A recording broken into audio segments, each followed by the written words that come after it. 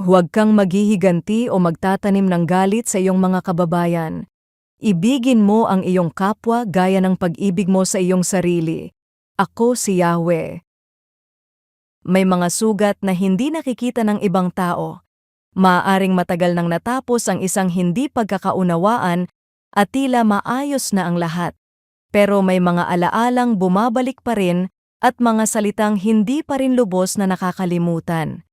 Minsan, ang pinakamabigat na dinadala ng puso ay hindi ang ginawa ng ibang tao, kundi ang sama ng loob na pinili nating itago.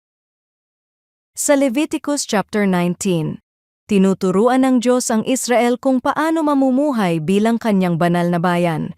Kaya bago niya sabihin na ibigin nila ang kanilang kapwa, iniutos muna niyang huwag maghigante at huwag magtanim ng sama ng loob.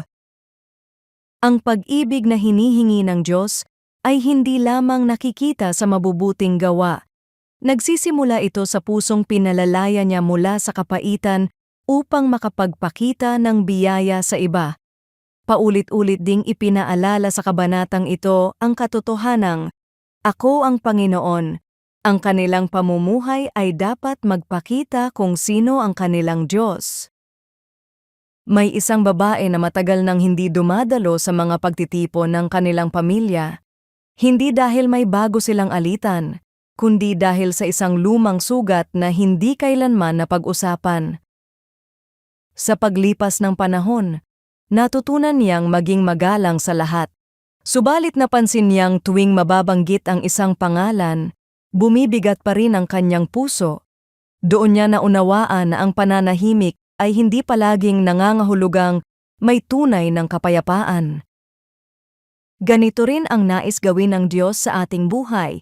Hindi lamang niya tayo tinatawag na umiwas sa paghihiganti sa ating mga kilos, kundi palayain din ang ating puso mula sa sama ng loob. Hindi natin ito magagawa sa sarili nating lakas, ngunit habang mas nauunawaan natin ang habag at pagpapatawad na ipinakita sa atin ni Kristo, unti-unti niya tayong binabago upang magmahal gaya ng kanyang pagmamahal. Ang pusong tunay na malayang magmahal ay hindi yaong hindi kailanman nasaktan. Ito ay ang pusong patuloy na hinuhubog ng biyaya ng Diyos upang ang pag-ibig ay maging mas malakas kaysa sa kapaitan. Panginoon, alam mo ang mga sugat at sama ng loob na minsan ay patuloy kong dinadala. Salamat sa iyong habag at pagpapatawad sa akin kay Kristo. Palayain mo ang aking puso upang makapagpatawad at makapagpakita ng pag-ibig na nagbibigay luwalhati sa iyo. Sa pangalan ni Jesus. Amen.